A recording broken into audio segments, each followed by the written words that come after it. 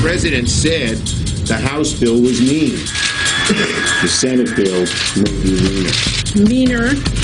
It is heartless. You can put a lace collar on a pit bull, and it's still a mean dog. So sad, Mr. President. Heartless. Mean and heartless. Well, how could they? Not Republicans, Democrats, mean and heartless. Folks, I'm departing a little bit from form here to say that I've had a chance to examine the latest Senate health care proposal and the Democrats' proposal, the one that's trying to become the law versus the one that already is. And let's just say I have a very different definition of mean and a very, very different take on heartless. If Republicans still spending hundreds of billions of dollars on health care is mean, please tell me what constitutes nice. If still covering people with pre-existing conditions is heartless, what exactly shows heart? If keeping kids on your policy longer matters when Democrats do it, it doesn't when Republicans do it. If Democrats bemoaning Republicans wanting to pay for all of that is reckless, then I guess Democrats not too concerned about how you pay for all of that makes them clueless. If Barack Obama calls this Senate attempt a massive transfer of wealth from the poor to the rich, wasn't he the one who started this transfer in reverse, exploding costs on the poor and the rich? No, my friends, this is not about a massive transfer of wealth. It is about a massive departure from reality. I'm the geek here. I've done the math. What's mean, my friends, is doubling premiums you promised would stay low. What is mean is limiting their options for care when you promised they would still have plenty of options for care. What is mean is saying you can keep your doctor when you can't keep your doctor. What is mean is forcing young people to pay up for coverage when maybe they can't afford that coverage. What is mean is saying government subsidies will help when they won't, or plenty of state exchanges will have their back when they can't. What is mean? Premium increases that keep soaring and coverage that keeps shrinking. What's mean is telling folks health care is like money in the bank, even if it means no money left in their pocket. That is what's mean. That is what's heartless. Not Republicans introducing Democrats to something called math, but Democrats who concocted this mess, ignoring that math. What is heartless is telling folks it is deplorable to do things in secret, when in fact the Affordable Care Act itself was cooked up in secret. You remember the closed doors? They're not pretty. But Chuck Schumer lecturing anyone on keeping them open, well, that's pretty stupid.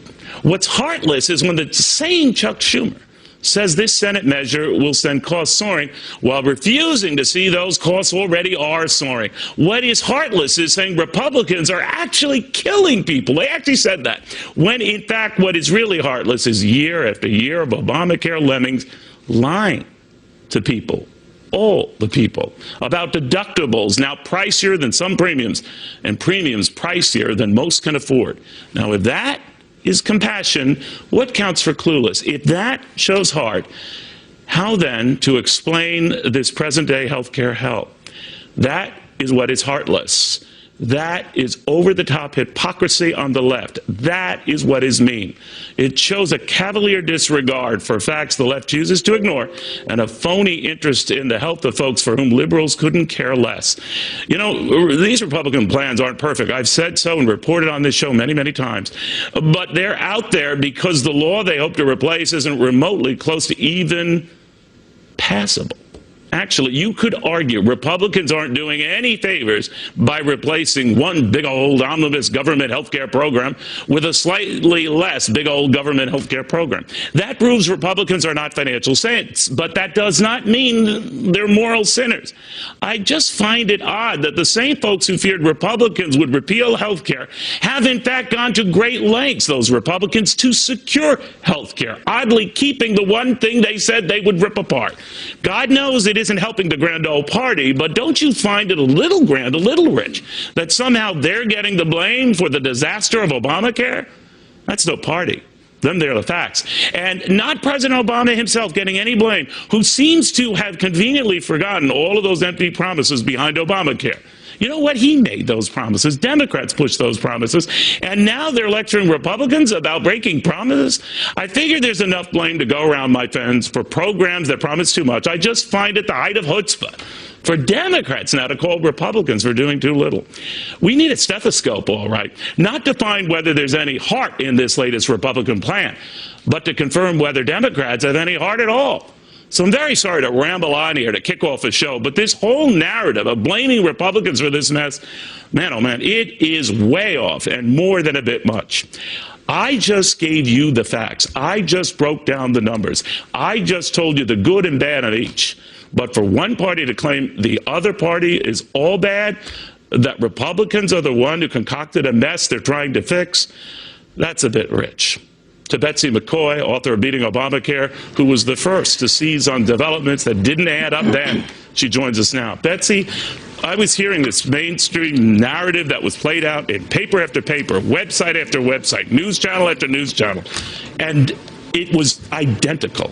Identical. It's That's appalling. right. It's divisive demagoguery. It's dishonesty at its height. But the fact is, this bill doesn't transfer wealth from the poor to the rich. It transfers money from the government to the economy, where it's intended to boost jobs and land in the pockets of working people.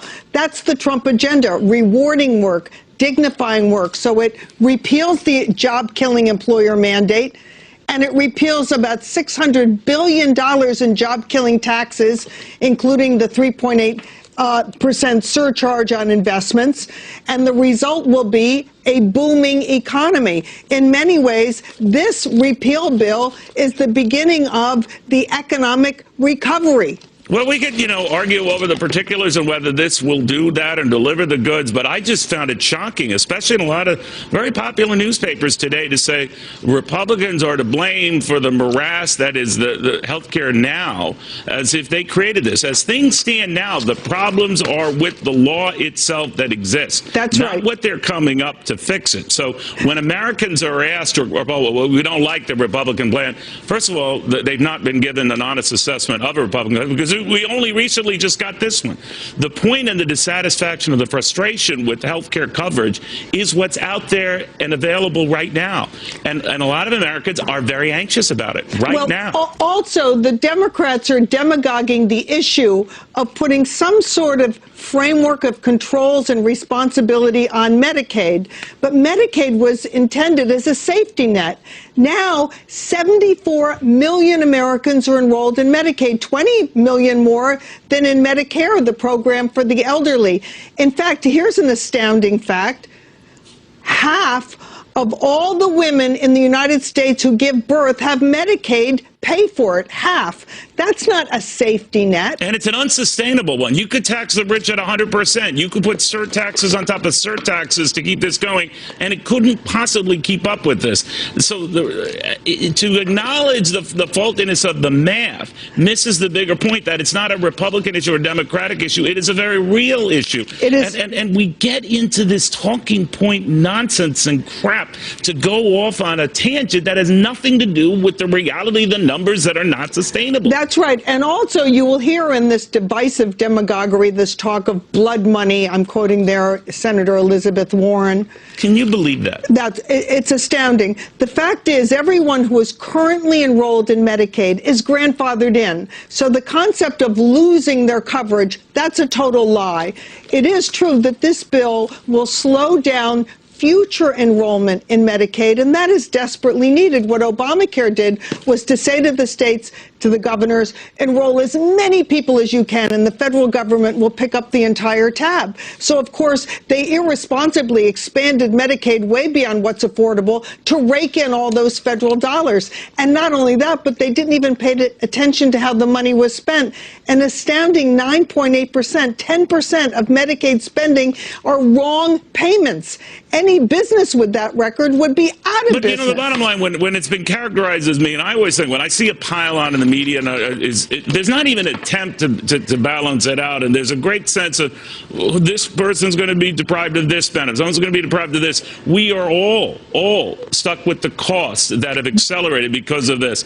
And I think when people are sold a bill of goods, I think it's incumbent upon all of us to step back, Look at the numbers. I don't care if you're right or left, Republican or Democrat. Look at the math, and the math isn't sustainable.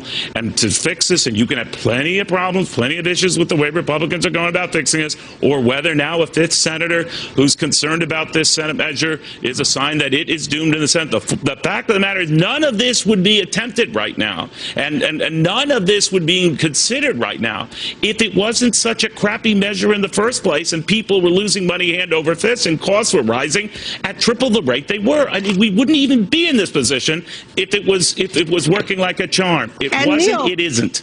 Obamacare is also weighing down and depressing the economy. We can't get from 1% growth to 3% growth, the president's goal, unless we repeal the parts of Obamacare that are killing job creation. And that's what this Senate bill does. It repeals the employer mandate, and it repeals the taxes that are depressing job growth. All right, Betsy, thank you very, very much. I apologize. You were getting so worked up, and I hope you folks at home will understand my getting worked up. But sometimes when I see just one number lie after one number lie, I'm not taking a party position on this. I could care less. The president doesn't come onto this show, doesn't flip over me.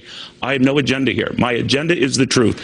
And you are being sold a bill of goods based on the notion that people are trying to make one party look heartless simply because it sees a program and an initiative and a health care measure that has proven clueless. The facts are there. This can't work. This cannot be sustained. It's got to stop. And into this break, so shall I. More after this. I hate this mother. Yeah. I'm glad he got shot. We've laid in our. I'm glad he got shot. Dude, I'm not. You don't well, then what are you saying it to us for? Say something. What are you telling us for? I wish he was dead. Lovely. Nebraska Democratic official fired after that rant against Steve Scalise. By the way, still in the hospital, only today taken out of intensive care. This coming with a new report that at least 30 Republican lawmakers have been threatened or attacked since May. The Washington Free Bacon's Alex Griswold with more on that. I couldn't believe those numbers, Alex. Spell it out. Well, I couldn't believe it either. I first looked into this because I thought, honestly, it'd probably be like 1 or 2 or 3. And I only looked at the threats after the Scalise shooting. But when I realized how many there were before, it was just mind-boggling. But yes, it's 30 total for, I want to say it was 9 or 10 incidences. Obviously, the Scalise shooting tends to skew things a bit because there were 20 or so Republican lawmakers targeted there. But this is something that's happening all over the nation. This is something that's happening to Republican congressmen everywhere. You know, the one thing I can understand, all right, they don't flip over Donald Trump. They don't and cannot fathom to this day how it is he won the election, got all those electoral votes. So they cling to the Russia thing and everything else, the collusion thing, anything they can to sort of delegitimize the guy, whether you like him or not. All right, I can see the hatred. All right, fine, run with it. But man, oh man, they are crossing a dangerous line with this sort of talk, with these kind of threats. I tell you, if it were done in reverse, which was the consensus sort of prediction before the election that it was going to be the Trump folks you had to worry about, no one thought it would be these folks you'd have to be worrying about. What do you think? Oh, sure. And we almost have a preview of what would have happened if it had been done in reverse, because the media just kind of assumed that it happened in reverse during the Gabby Gifford shooting about 4 years ago. And they absolutely hammered Republicans. They accused them of, fomenting this environment of hate, even though, as it turns out, they weren't even responsible. But, here you have 30 GOP congressmen who have been threatened just in the past 2 months.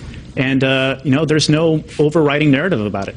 It's always, even after this whole Scalise incident, it was taken, depending on the channel you watch, I mean, there's been enough strong language there, but I think it's fair to say that since the president's inauguration, a lot of that anger and fermenting hostility has been on the left, not too pleased with him, and expressing in all sorts of ways, including protesting the day of his inauguration and continuing virtually nonstop ever since. And now it's extended to Hollywood types, including Johnny Depp, lately saying that maybe it's time for an actor to take down another president. This is nuts and out of control nuts. It is nuts. I'd like to think it's probably the worst that we've seen since at least the Civil War. Politicization of this factor. It's been, fomenting for years, as we all know. But But I mean, this is the first time we've seen it get really as violent as it has, where you have 30 people being threatened. You have a Republican congressman down in Tennessee who was almost driven off the road by someone just because they didn't like his stance on the health care bill. I mean, it's nuts. But, you know, there is a sort of in the DNA of the left to say it have a tolerance for all sorts of points of view, all sorts of issues and races and creeds, which is fine. Then practice it, then believe it, then illustrate it, then show it. You know what? Yeah, that's what almost hurts me the most, is that this is not a left-wing way of thinking. And I know most liberals are better than this. So, you know, we talk about why isn't the media calling this sort of behavior out. You know, liberals, it's on you too. You should be calling this out as well. This is, you know, not part of your tradition. This is nothing. It's not liberal at all. It's not even American. Yeah, I guarantee you, if someone at a Trump rally punched someone, that would get crazy coverage. This sort of thing, not so much. But man, oh man, I mean, it really is affecting my appetite today, by the way. But that's just me. Alex, thank you very, very much. Very good seeing you. All right, thanks for having me.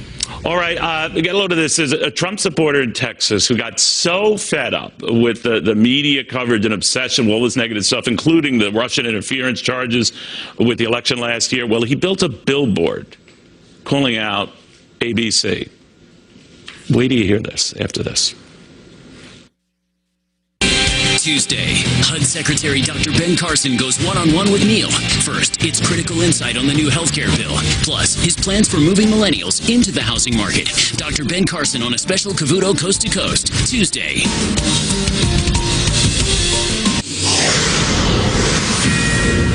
Well, let's say you don't like how the media is covering President Trump. Have you ever considered making a billboard about it? Well, this guy did. Kyle Courtney is a Texas businessman. He's a big supporter of the president. He made this billboard in response to something he saw. Kyle, good to have you. Thanks for coming.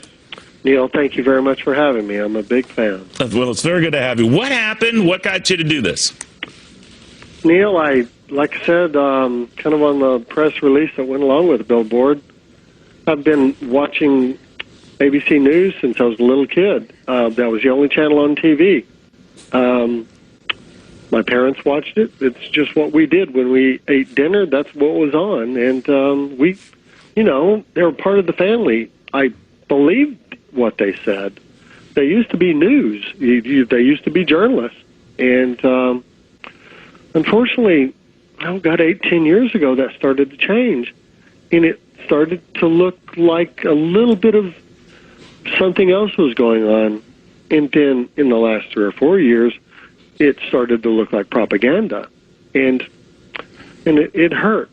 Those people were part of my family. And I don't have somewhere to go to news anymore. So we're through. It's as simple as that. But what is it particularly about ABC that got your goat? I mean, you could make an argument that it's part of the mainstream media, whether you like that or not. They all kind of, you know, sing from the same choir, but you're exactly right, and I don't watch them either. I singled out ABC News because they were my friends. They were the people I believed in. I did not watch CNN, NBC. But was there a tipping point, Kyle? What got you, obviously, to do something like this and put a billboard? I mean, they're not cheap to do. Was it the President Trump coverage, the Russian collusion coverage? What? It started when they started telling us to hate George Bush. And I didn't hate George Bush. And it started back then, but I continued to watch. And I just didn't turn the channel. I'm the kind of guy that reads the newspaper every day, and I watch the news. I want to be an informed citizen. I think as an American, as just a human being, you need to be informed. So I watched. And, well, when did ABC, though, say, Kyle, that they hate George Bush? Was it just in the criticism of him, or was it just that you got tired of well, the coverage it was a day-to-day thing, and it almost looked systematic to me. And then they handed us Barack Obama on a silver platter. And I don't have anything against Barack Obama. I believe in the two-party system, in the proper change of power in our country.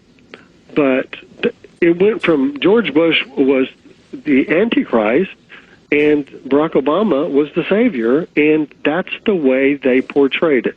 Night after night, that's how they handed it to us. But I kept watching. And then when they started this Trump is a Russian thing, it was too much for me. What kind of reaction have you gotten to the billboard? Unbelievable reaction. It has just been overwhelmingly supportive. Has the ABC affiliate or anyone at ABC Network called you or talked to you? They have not. They have not. They have not.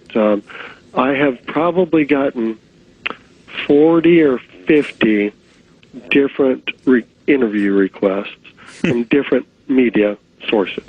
And in my email is blown up, and I'm not a Facebook guy, but what Facebook page I do have is off the charts. My daughter is handling that for me. It's just she's handling the social media stuff. She's good at it. I'm 58 years old, and I'm not that social on the media side. Well, it's wild. I mean, it shows what an individual can do on his or her own part, to play a role and just let their grief and angst be known. Kyle Courtney, thank you very, very much. I appreciate it. You're very welcome. Thank you for having me. All right. In the meantime, speaking of things that media obsesses on, how so not necessarily this story that the former Attorney General Loretta Lynch might have tried to interfere with this Clinton email investigation?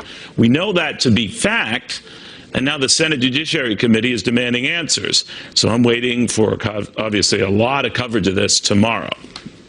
A lot, really, after this. All right, well, we all of a sudden have some boom going on in the housing industry. Home sales, particularly new homes, they soared to a record $406,400, the average price of a home. It's percolating. There is another little investigation going on. The Senate Judiciary Committee is looking for answers from former Attorney General Loretta Lynch. Remember the big dust up there as to whether she tried to sway the FBI investigation into Hillary Clinton, and Director Comey at the time saying that she had told him to instead refer to what was going on there as a matter, not investigation. Well, you know where all of that went. To Catherine Herridge on where it's going now. Catherine.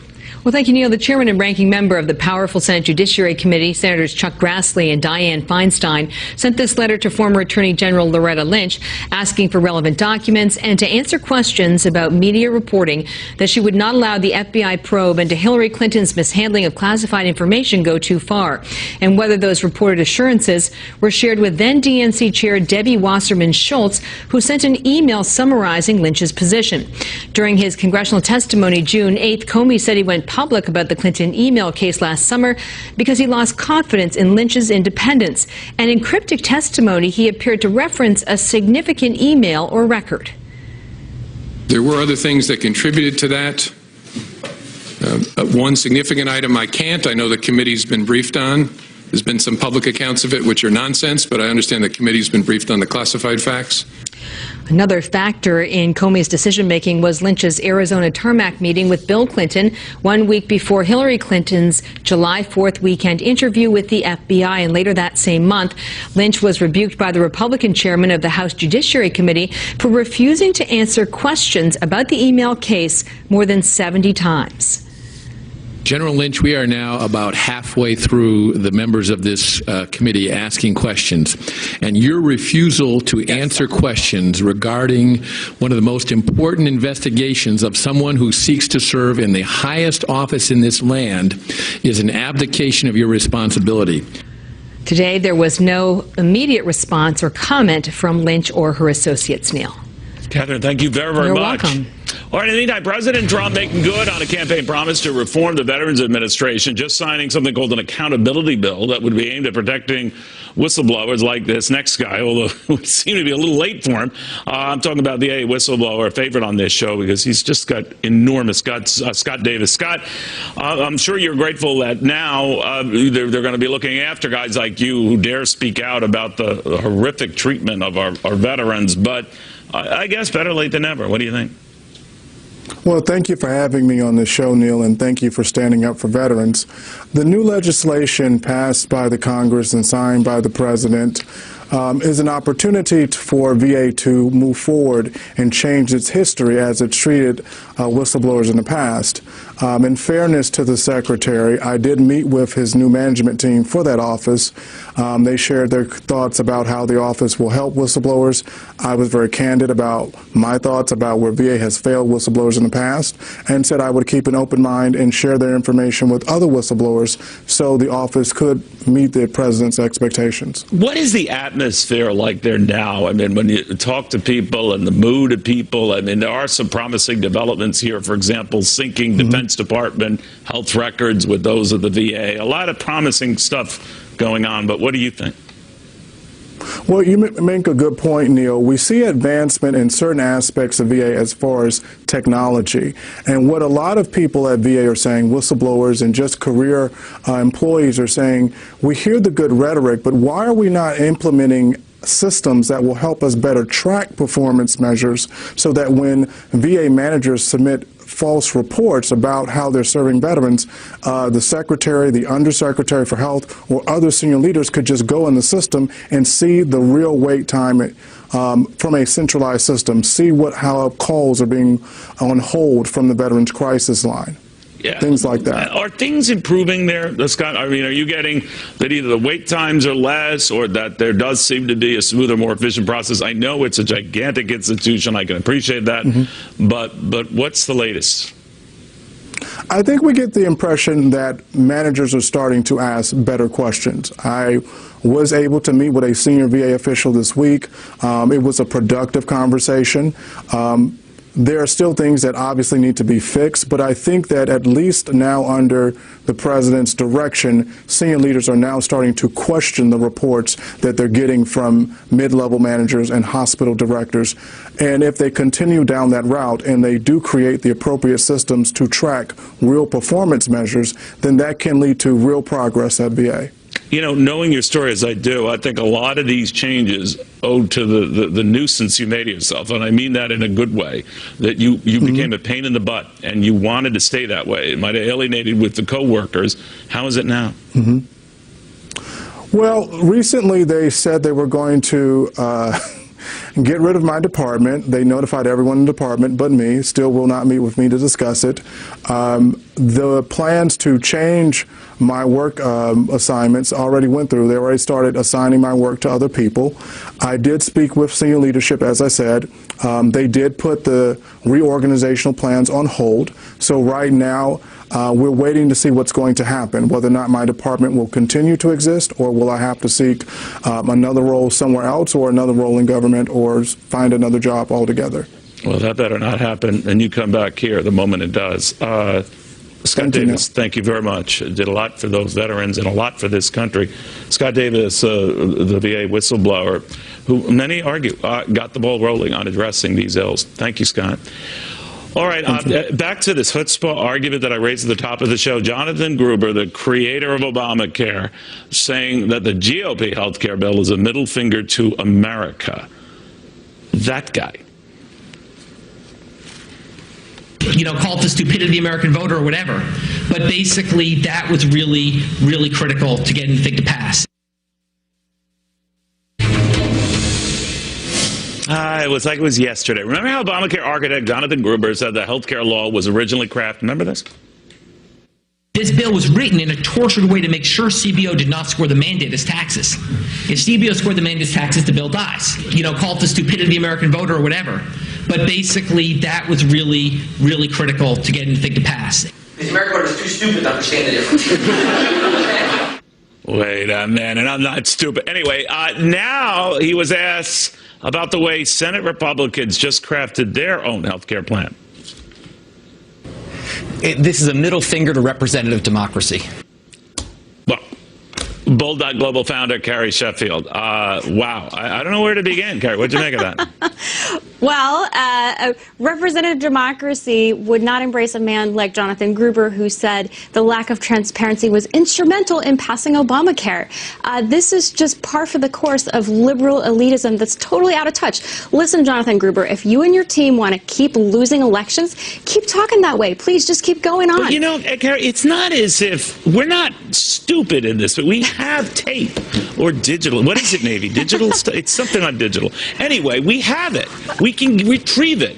And it comes back to haunt people because on the right and left, when we use it here, they don't like it. But I'm telling you, this is easy to pick apart because this same guy bragged about the very things he's condemning Republicans for now. By the way, as was Chuck Schumer and Nancy Pelosi yesterday, completely forgetting about the way this whole thing was cooked up. Oh, absolutely. I mean, this is utter hypocrisy.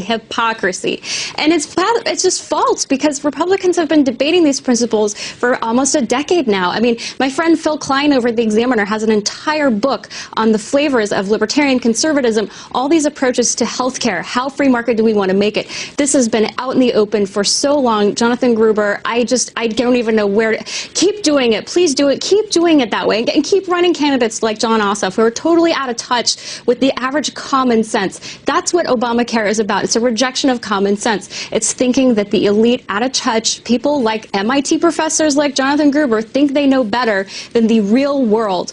Well, I mean, we can argue about Ossoff and the message there. He's a moderate candidate who actually didn't toe a lot of that line, but there are other issues there. But having said that, Carrie, the one thing I do notice here is that there's a sudden case